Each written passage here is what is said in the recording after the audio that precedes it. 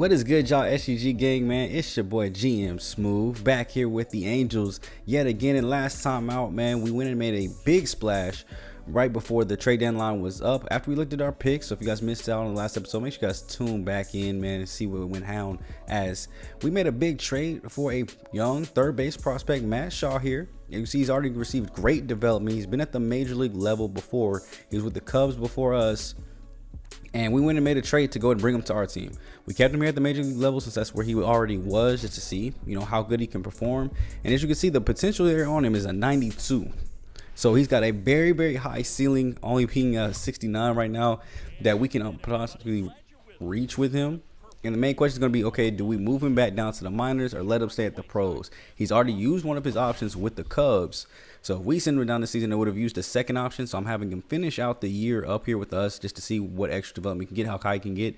And then from spring training, we'll decide if we use that second, option to move him back down. Because the prospect farm system here, you see we're 21st in all of MLB. Our top three are starting pitchers, and we actually just drafted 3 more great starting pitchers that are going to outshine all 3 of those, I believe, as well as another young prospect in the outfield. Now we've got a young prospect in the infield. I still think Christian Moore could be a good prospect in the infield. So I think our farm system is on the way up. Now, how far some of you guys are away from helping the big league club reach its major goals, we'll have to look and see.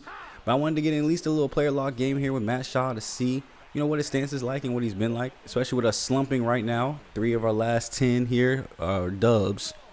It seemed like a good time to go ahead and maybe take a break away from the mass simming and looking at all these L's to maybe get in a little fun gameplay here. Already stance seems kind of straight up. He doesn't have too much lean down in his stance. He looks like he's going to be a good defender, not great defender. Decent speed here, so he's able to beat up that infield hit off the pitcher's arm. And he really plays second and short as a backup position, so no first base, which I thought was pretty unique. I feel like most third basemen can also play first. If anything, they'll play first before the other two, but if not the entire infield. But mainly just second and shortstop are his backup positions where we have other people at. But good to know if they need rest days, he can come off the bench and fill those in. Go to the end of the season, and we'll have to see if maybe I give him some starts here, send out the year 2 as well, because I feel like he'll get more development starting, even if he struggles, than he would just on the bench, kind of casually coming in for spot starts here. So let me know down below, man, what you guys think about our new young prospect, Matt Shaw. Where would you envision him going? Do you guys think he deserves at least a chance at spring training, or is it just straight back down to AAA until he's up into the 70s?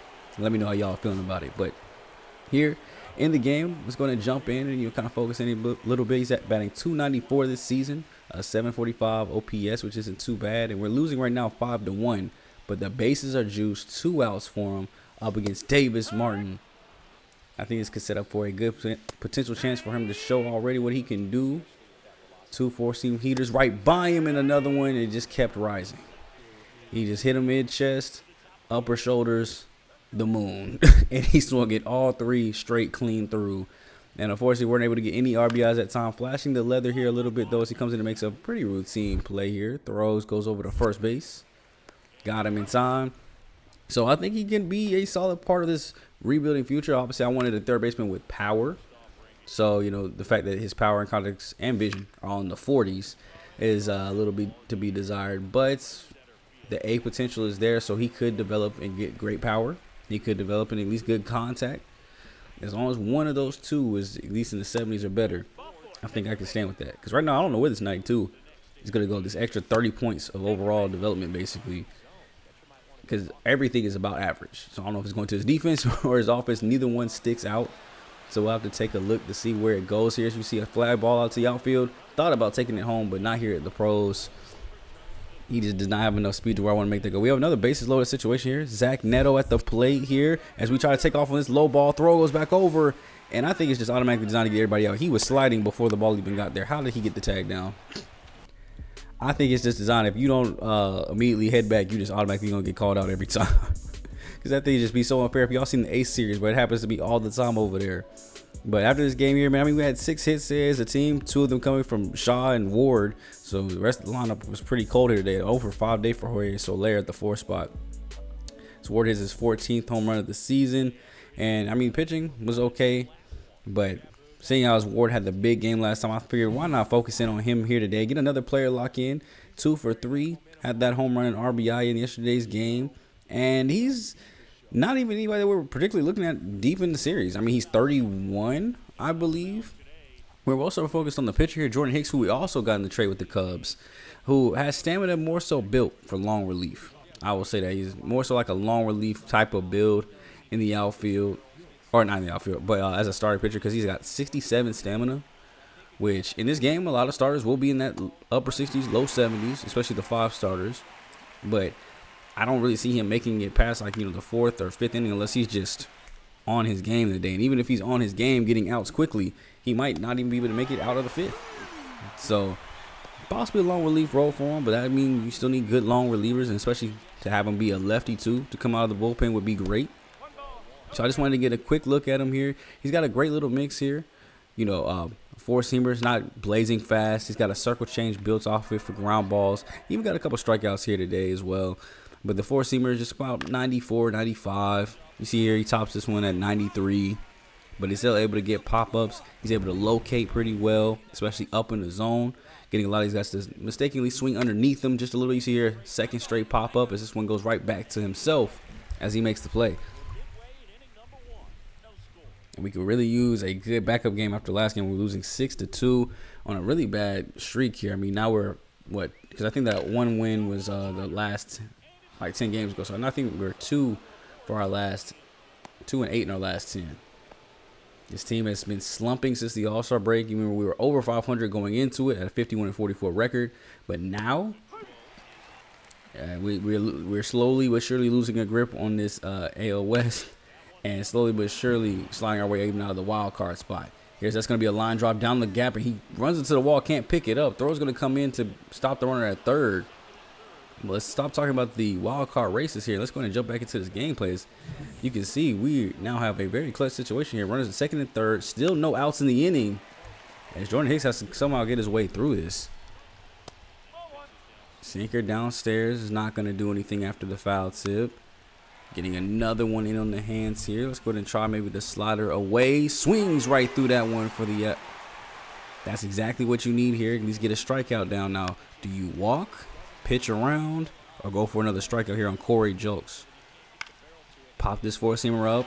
It's pretty shallow in right field. That is Trout out there with a strong arm. We're going to the first-person cam to see what happens, and nobody pushes it forward. I was just testing out the first-person cam, seeing what it looked like a little bit. You see me just trying to mess around with it for a little while. We throw that one upstairs. Here now with 2 outs for Jose Ramos. We should be able to go ahead and get out of this inning 0-2. Ooh.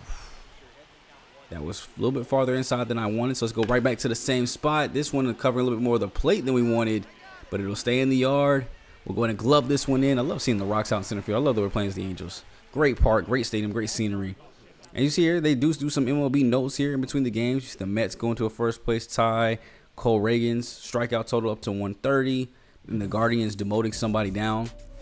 Now, unfortunately, I finished the game up, but the recording messed up and kind of cut off halfway through, so we didn't get to finish. Hicks ended up going 5 1/3, gave up 2 earned runs after that, had 6 Ks, 6 hits, though. A very good, productive first start. Even his out or his runs were actually an error. Yoan Moncada actually had an error at third base that allowed the runner got on. I don't know. Let me talk about it for a second while we're watching this gameplay go through. So the runner got on first by a hit. I'll give him that. But an error stopped a double play and had him at second instead. Or no, it got both guys on. But then we got the double play to get the next 2 outs, and then a base hit scored the runner.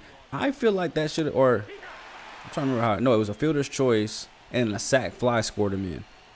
So yes, he got on himself, and a sac fly scored him in, but an error cost him to get over. An error that if we had made that out would have ended the inning on the ball that was a sac fly, because it was the second out of the inning.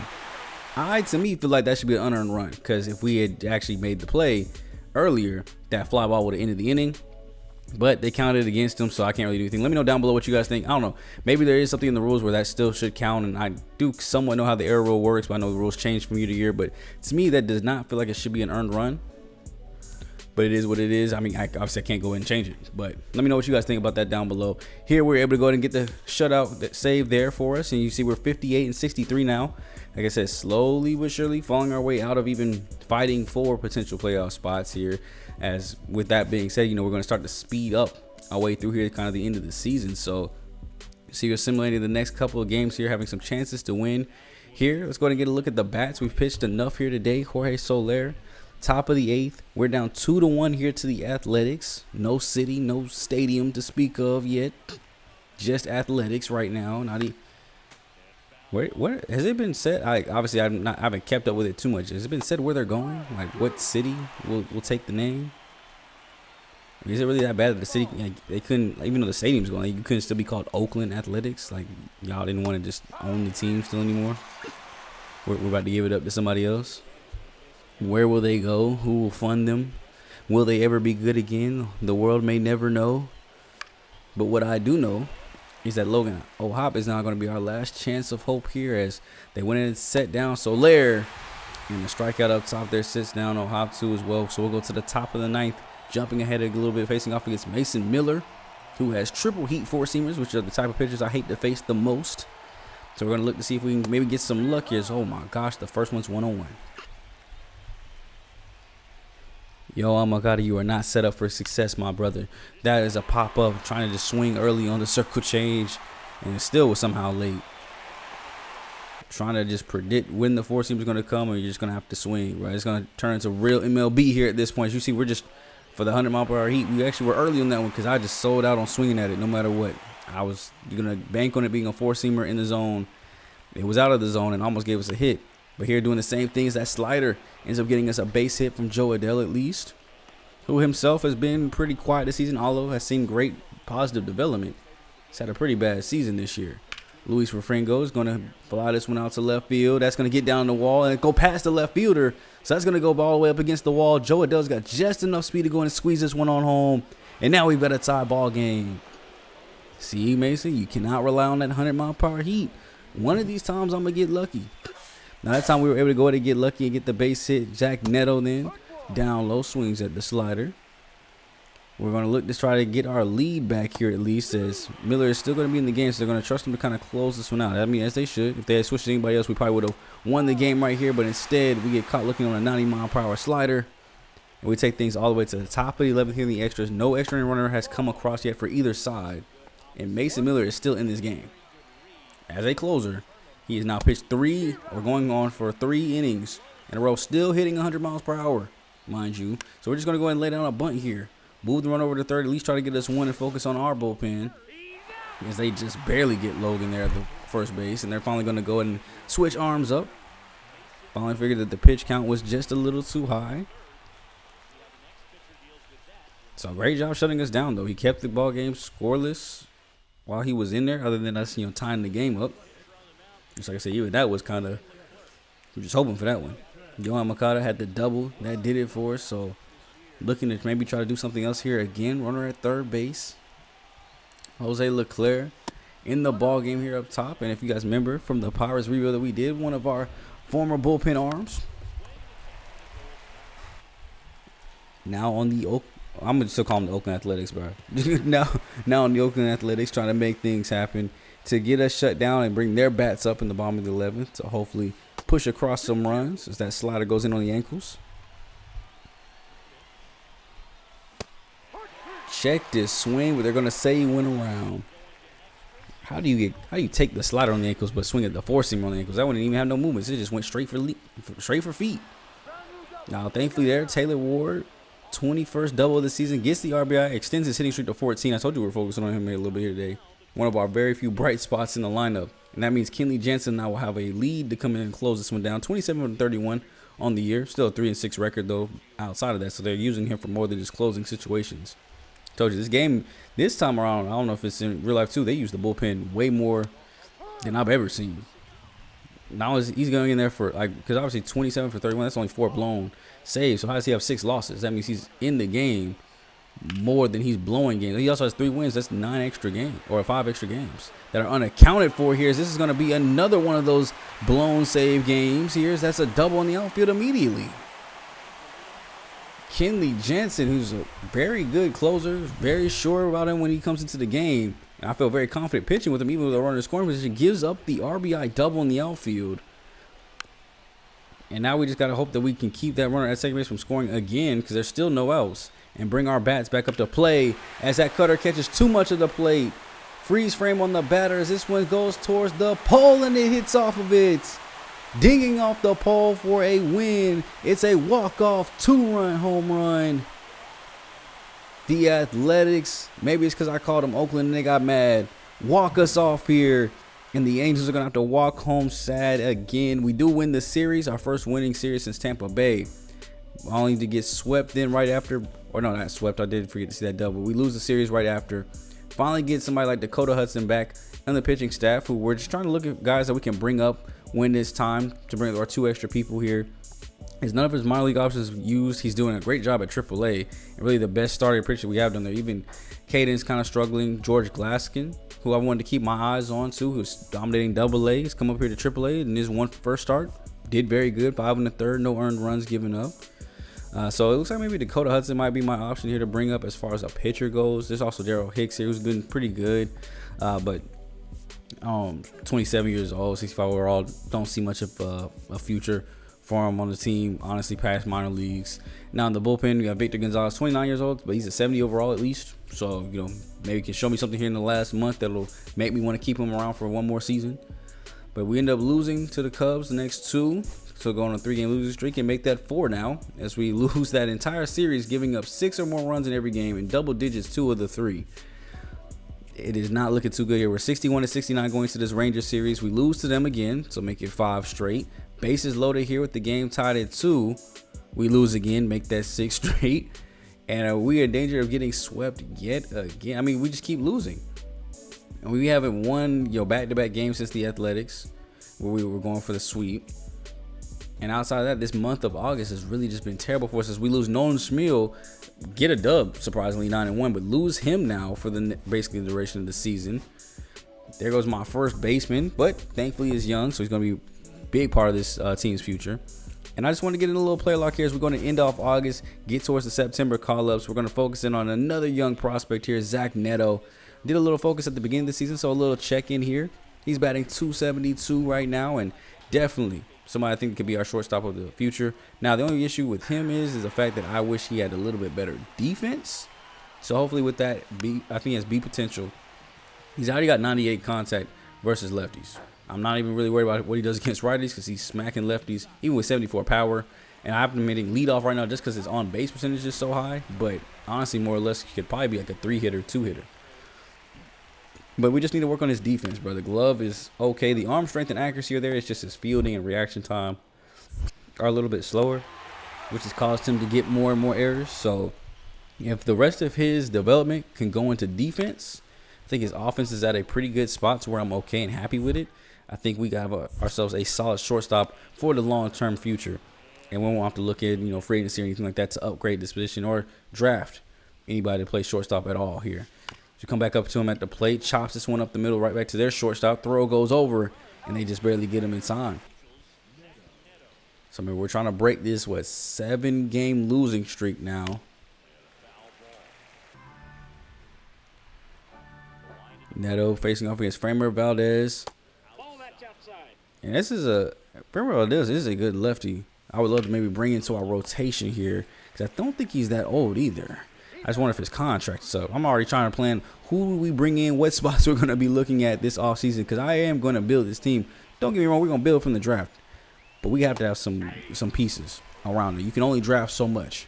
You only have so many first and second round draft picks. Pretty much third and after you're kind of hoping they can make it to the show and be a role player, but that's about it. So, you are going to have to be able to still make some free agency moves here. Once we get some of this cap cleared up, we can kind of make that happen. A lot of our young guys aren't making too much, like Zach Neto. He's not making too much here. He got an 0 for a day, so a pretty cold day. But, so did the whole lineup. 5 hits is on the day from everybody.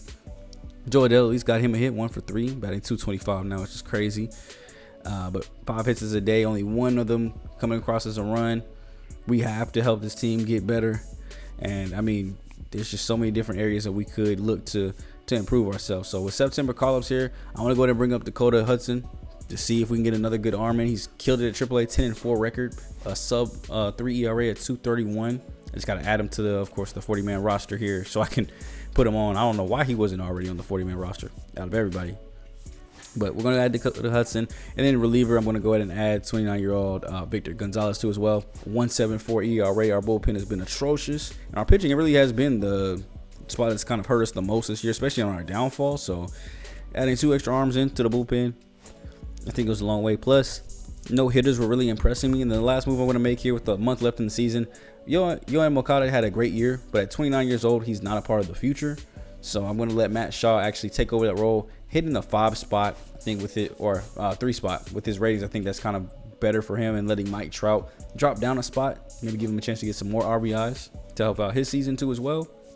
And we'll really just kind of go through a couple weeks here really quick to see what the stats look like after we made a couple of those changes. Now, of course, it didn't do much for our wins, as we only end up winning 3 games in the next 2 weeks. We'll make that 4 there against Seattle as we finally actually win a series 3-1. And Matt Shaw's average has gone to 287. Still seeing good development across every single category. And in those last 10, he's batted 275, which is good. No home runs, only 4 extra base hits in total, 3 RBIs. But he's looked pretty good in the starting role. So I like that. I like him at the 3 spot right now. He's not struggling. Joe Adell in his last 10 is hitting 206. So, and we still have him hitting at 5. So we definitely have some way to be leniency. Hudson in his first start, 5 innings, 4 earned runs. First start was 4 innings, 2 earned runs.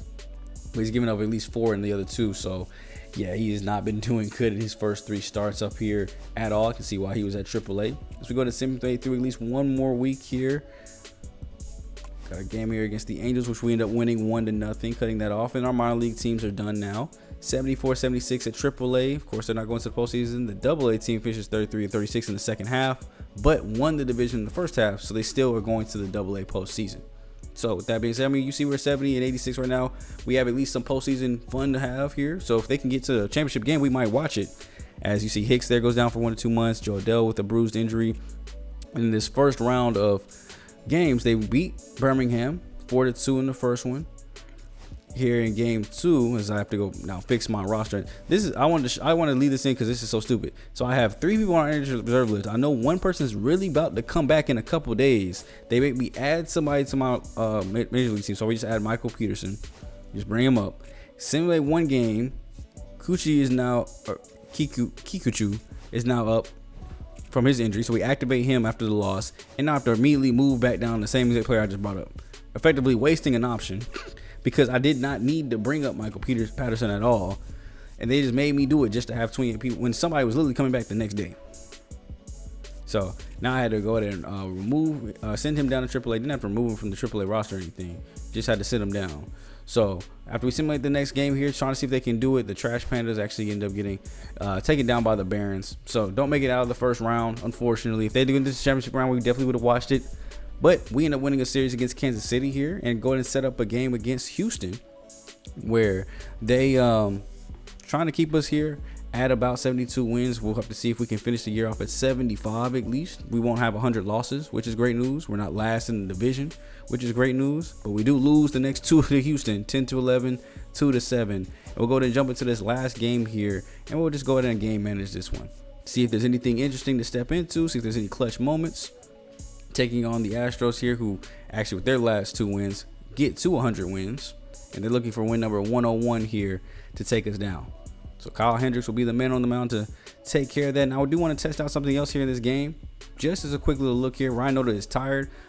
Nolan obviously is hurt for the end of the season, so I wanted to see, even though he doesn't have it listed as a position, I want to see if Matt Shaw can play first.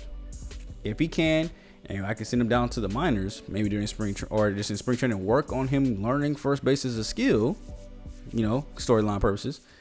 Maybe he can play the entire infield, which I think gives that a little bit more position flexibility, will help him out get a spot in this lineup and on this team just in general. So he will be playing first base today, and I just want to see if he get any errors. So we're going to go ahead and simulate through at least these first 5. Normally the first 5 is kind of pretty dead and quiet, or it's going to be a major blowout. So after simulating, it is 1-1. Kyle Hendricks is doing a good job, so we're going to slow it down here. Just now I'm going to actually take focus and actually picking what the guys are doing instead of just fast simulating. So whether they're going to swing, pitch to contact, pretty much the only things that I kind of play around with here. Obviously, I don't bunt. I don't really pinch hit anything most of the time in my games, unless it's just like a really serious situation where my starter is actually on the bench. But here we go in the top of the 8th. Score still 1-1 here. Got a couple guys on the corners, and Kyle Hendricks will give up a base hit there that goes in and scores the run to give them the lead right back here in the bottom of the 8th. We have a chance to face up against Brian Abreu, strikeout, pop out, ground out there as we go into the 9th now. We're going to go and switch into our bullpen.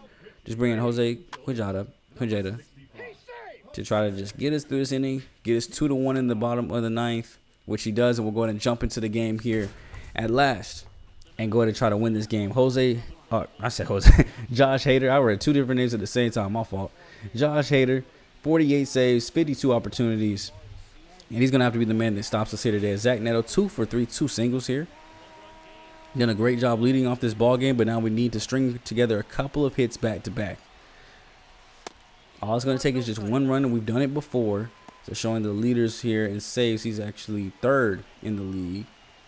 Now, save today wouldn't jump him up to 2 or even tie him. He'd still be a whole save behind. But so he'll finish the season at 3rd this year in saves and looking to add on to that total, get number 59 here.